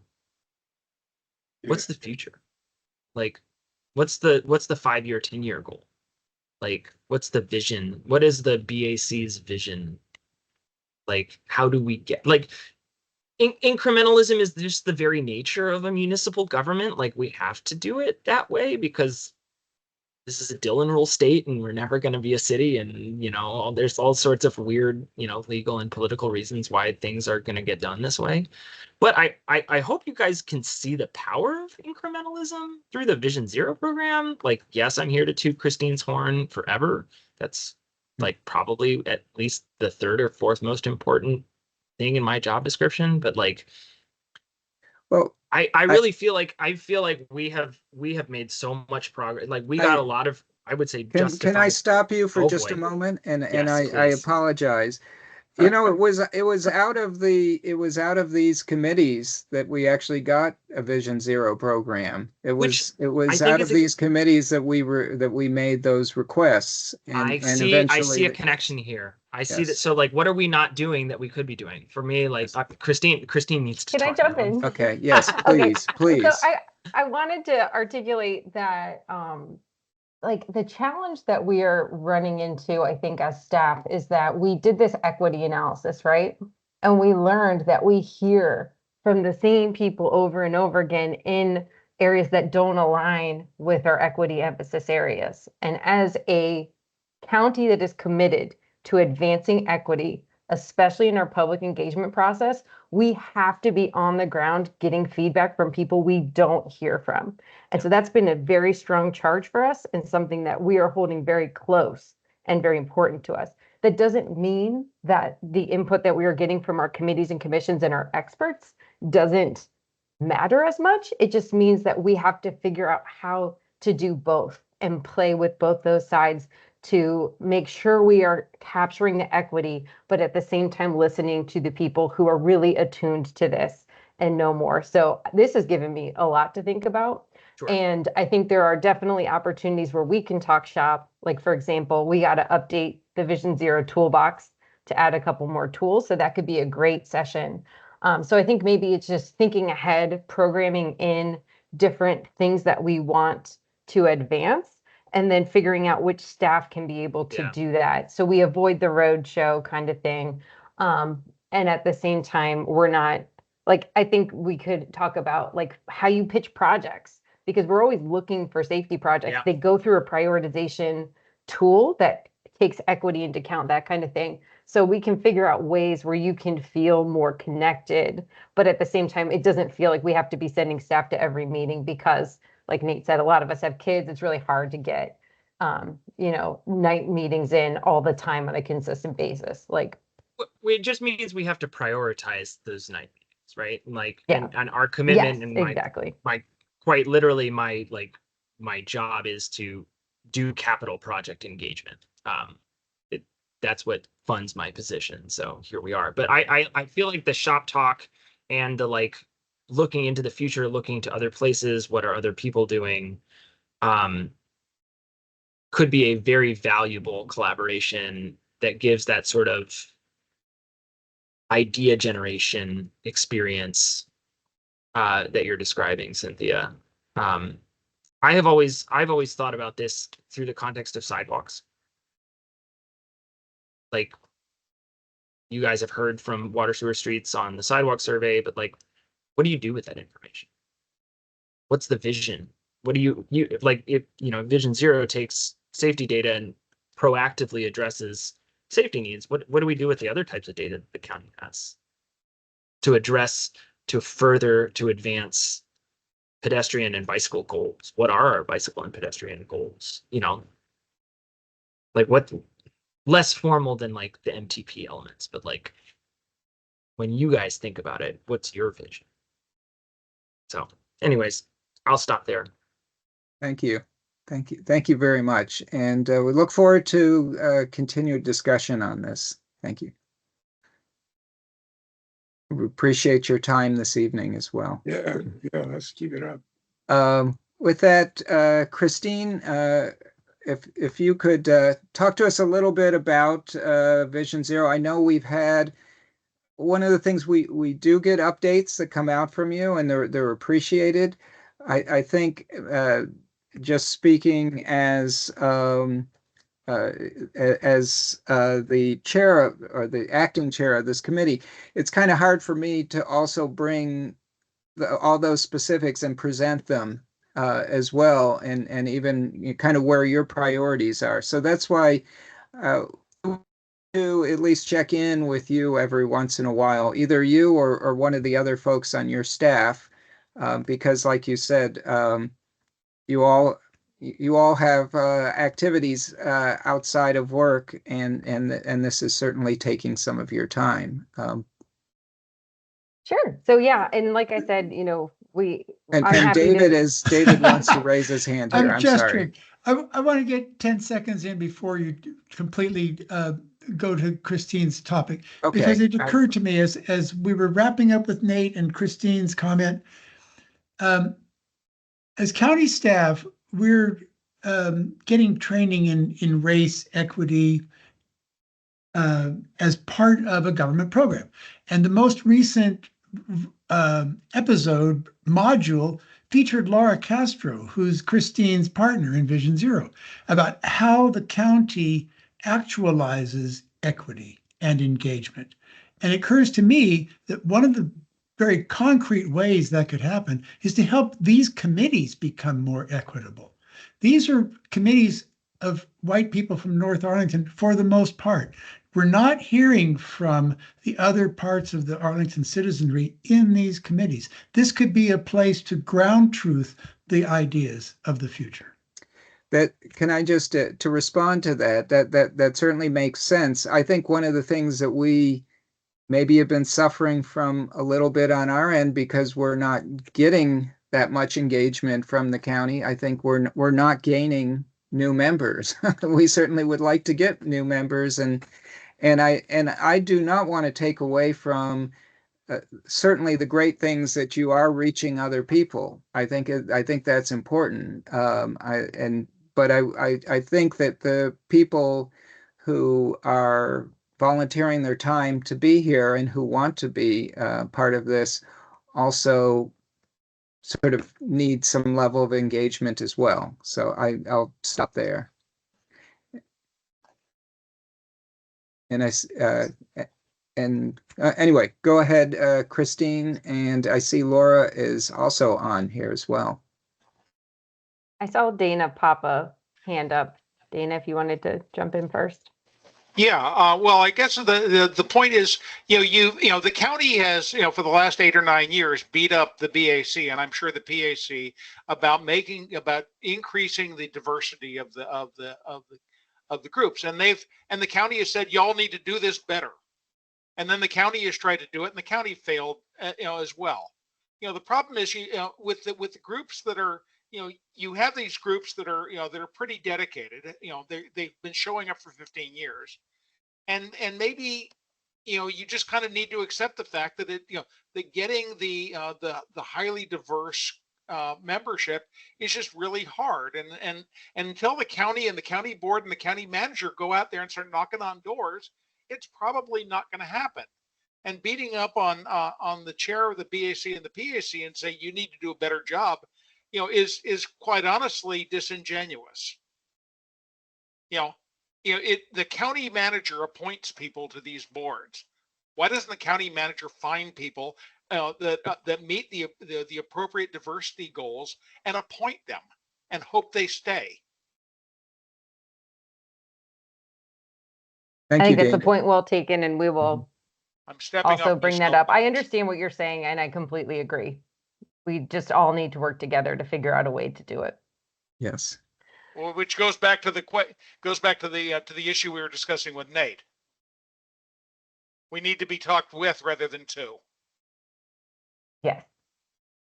All right. Well, I've got 5 minutes, so And I'm going to run and through. we're so sorry, but go ahead. Go ahead. All right. So, thanks everybody for having Vision Zero. I had this presentation from the TC meeting in May, and I kind of added some updates, but main thing I want to make sure everybody knows, Eric mentioned the updates. Please subscribe to the newsletter if you have not. It has amazing information that comes out once a month. It's not going to clog your inbox, and it's going to have all the latest stuff. Like, we write that ourselves and we send it out. It's like my note to the community every month. So please subscribe if you are not, because then you will know everything as it happens. So this year we did a story map for our open house. You can click on that link. We'll also send the presentation, so you have all these links, and I'm going to fly through it. So we did have a really, really bad crash year in 2023. We had crashes rise higher than, or severe crashes rise higher than they had in the past or since 2015. Some of the reason behind this was because of alcohol and because of speeding. You can see alcohol was a lot higher last year, and it contributed to 5 out of our 6 fatal crashes.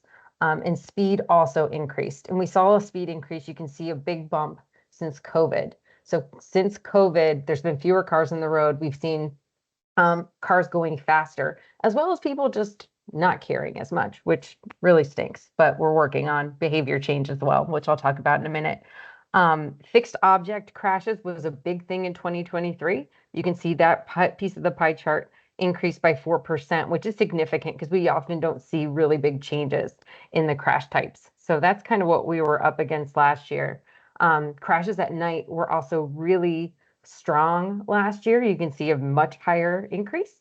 And I think all 6 of our fatal crashes occurred between 9 p.m. to 4 a.m. And you can also see that COVID was a very low year for this unbelted crashes, but we saw a spike back up to 2015 levels. We have a new dashboard. This is the one thing, if you can take away one thing from this meeting, go to the new dashboard if you have not already. It's fantastic. And I will, are people familiar with it? Have you seen it? Yeah. Yes. Okay, hold on. Make sure I share the right window.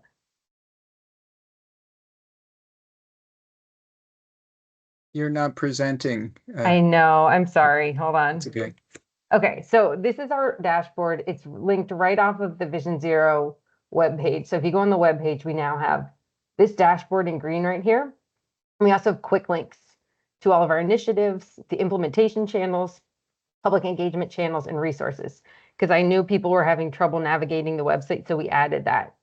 This dashboard also will give you updates on crashes as one tab. Infrastructure is another, so you can look where all the LPIs are in the county. And this little thing over here is going to help you toggle, so you can see raised traffic calming devices, no turn on red. It's all the things that are in our toolbox. And you can go through, you can see where they are, you can fly around the county. You can, if you go over here to this little layer button, you can add in civic associations or equity emphasis areas and kind of overlay it with that. You can also see our initiatives, so the Hindry Network, school slow zones, quick build projects, hotspots, pilot projects, capital projects, equity emphasis areas. You can see the speed, ongoing speed limit studies and the status of different corridors, as well as community outreach events And if you scroll to that second tab, the annual comments that we were talking about. And we use these comments when we do audits and when we do hotspot reviews and things like that. So please check out the dashboard if you have questions about ongoing things, because it is the best way to get up-to-date information. It's updating regularly as we update our asset inventory. So we're really excited to have that available. When we went to TC, we got some great feedback. People were really interested in seeing that investment in speed management, which I mentioned is going to be a priority for us. We want to be more proactive in deploying safety tools and projects.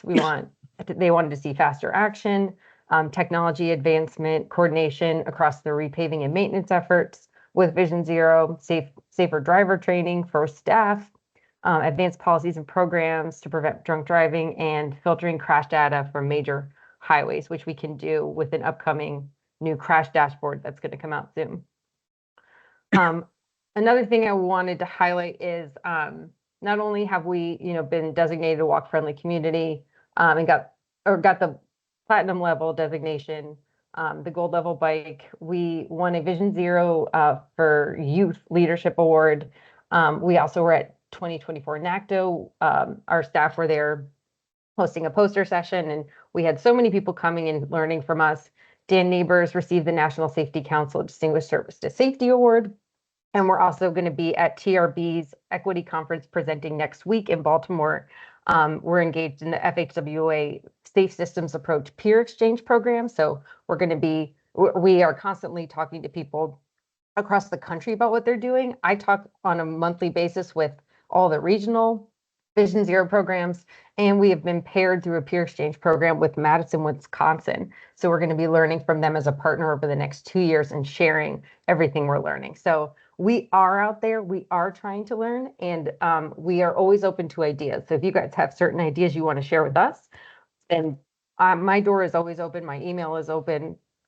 You can get in touch, and if you found something that was cool in one place and you want to see it in Arlington, we can talk about that.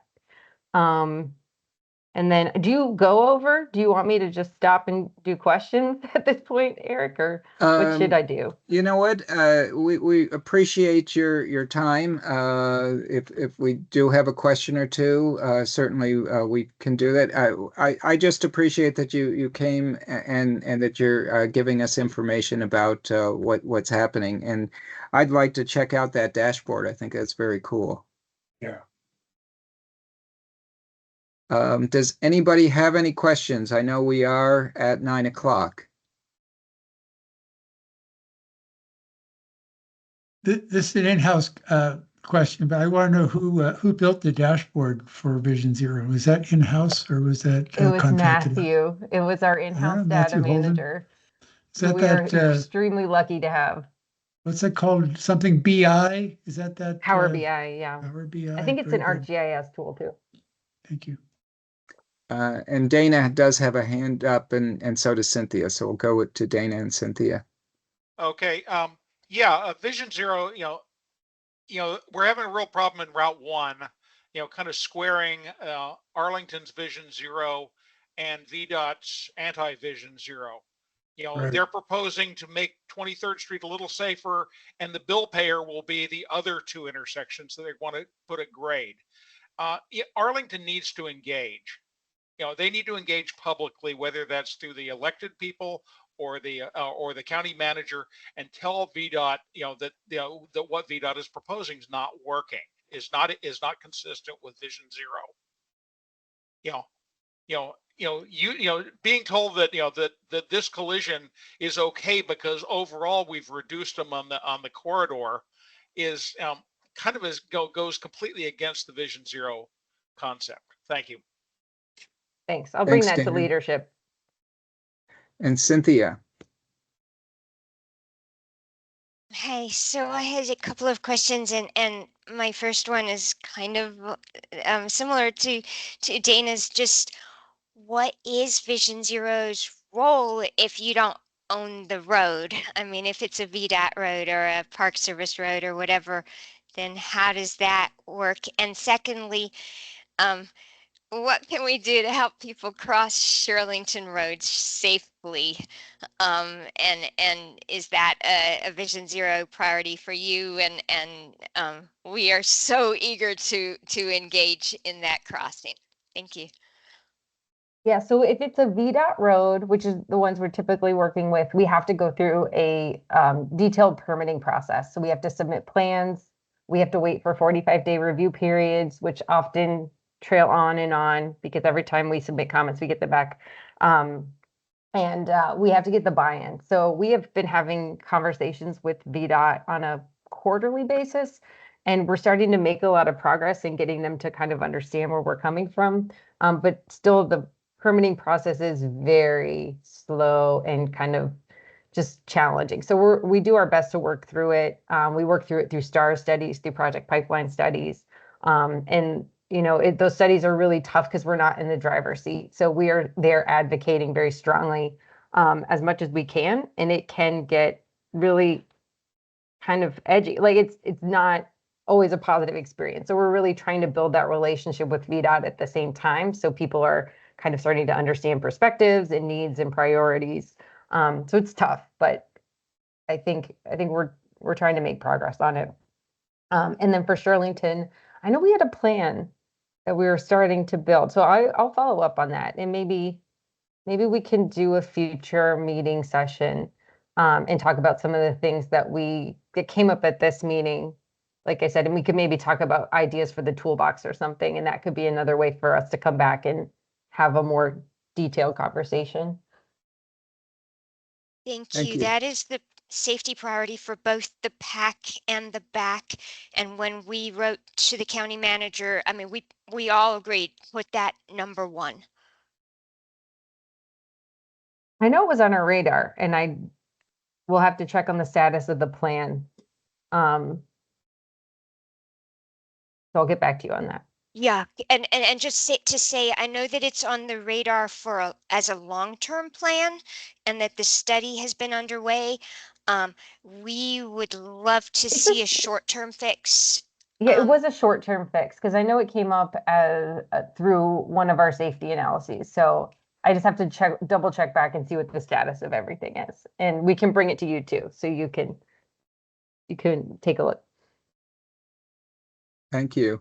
Any other questions? I know Pam had some very specific questions. I hope some of your questions got answered. Oh, and I see her hand has gone up. So maybe I don't want to hold you here too after 9 o'clock. Yeah, I don't want to hold you here too long, but if you have at least one of your priority question, that this is a good opportunity. Thanks. No, mainly I just wanted to say thank you, Christine, for everything that you're doing and for coming tonight. And we'll try to schedule you earlier in the program next time. I actually asked to be later so I could get my daughter to sleep. Yeah, clearly we need to give you more time. And I've looked at the dashboard. When I was putting together questions to send to you, I looked at the dashboard. It's really cool. There's a lot of great things that you can do with it. So thank you so much for everything you're doing. And I will say, Pam, I know I saw your questions. Automated enforcement is coming very soon. We are a secondary in that, like, I'm kind of waiting for the green light from police department to start sharing timeline and information like that. But I can tell you it's coming really soon, and you should see something in your inboxes, like a press release within the next few weeks about like kind of everything that's happening. So we're just kind of getting all the information together, and that will get on the ground very soon. It's really exciting. Both red light expansion and photo speed. The one thing that toolbox item that you had that was new to me was the centerline hardening, and I would love to see that in so many places. Yes, because drivers don't know how to turn left or right. They're just like all over the place. We have had really positive feedback at the 5 locations so far, and so we're doing before after data collection. Now we'll do public engagement in the fall, and so long as everything looks good, we will expand that pilot. We already have some locations queued up, so yeah, put them in report a problem if you have any specific locations that you see that cutting, and we can look at those too. Thank you. we'll send you specific suggestions. We may send you an actual list of places we'd really like to see that on. So thank you so yeah. much for everything you do. Thank you. Yes, thanks. Thanks. So we won't hold you anymore unless I think we've gone through questions. I do see that Mary Delau is still on here. So Mary, is there any events coming up or anything that you want to mention between now and our meeting next month? No, nothing earth-shattering. Okay. I just wanted to show myself and say hello to Christine. All right. What about the county fair? Oh yeah. Mary? Well, will I see you before then? Well, is there another meeting before the fair? I'm not That's sure what probably days the fair The are. fair is the 18th. Yeah. We'll meet Wait. before then. So I'll tell you about it next Okay. time. Okay. But yes, you're right, Pam. Thank you. I don't think we have any other, I think we can't really do our minutes approval at this time. So we'll have to take that to next month. And I just want to say thank you to all the folks that participated and all the speakers we had. It was a very good meeting, and we also appreciate our back partners who came to the meeting as well. Yeah. Thank you all. Echo that. Right. Thank you, Have a everybody. good night, everybody. I'll Right. turn off the you. Great recording meeting. and thanks all very much. All right. And David, if you can capture the chat. Oh, can I just mention Yes. one real quickly? Laura, I totally was like just trying to get through the presentation, but like Laura is our principal planner on the Vision Zero team, and she's going to be here at the meetings periodically as well. So I think between her and I, we will try to be here and have a little bit more presence and bring more stuff to you. But I know she's been at meetings, so if you want to do a quick introduction, Laura. Hi, good evening, everyone. I'm Laura Castro, and as Christine mentioned, I'm a principal planner on the Vision Zero team, and I'm looking forward to these meetings. We're looking forward to seeing you, and thank you for the introduction. Sorry it was Thank you. late, Laura. No worries. Okay. All right, thank you, everyone. Thank you both. Thank you. Bye. Bye.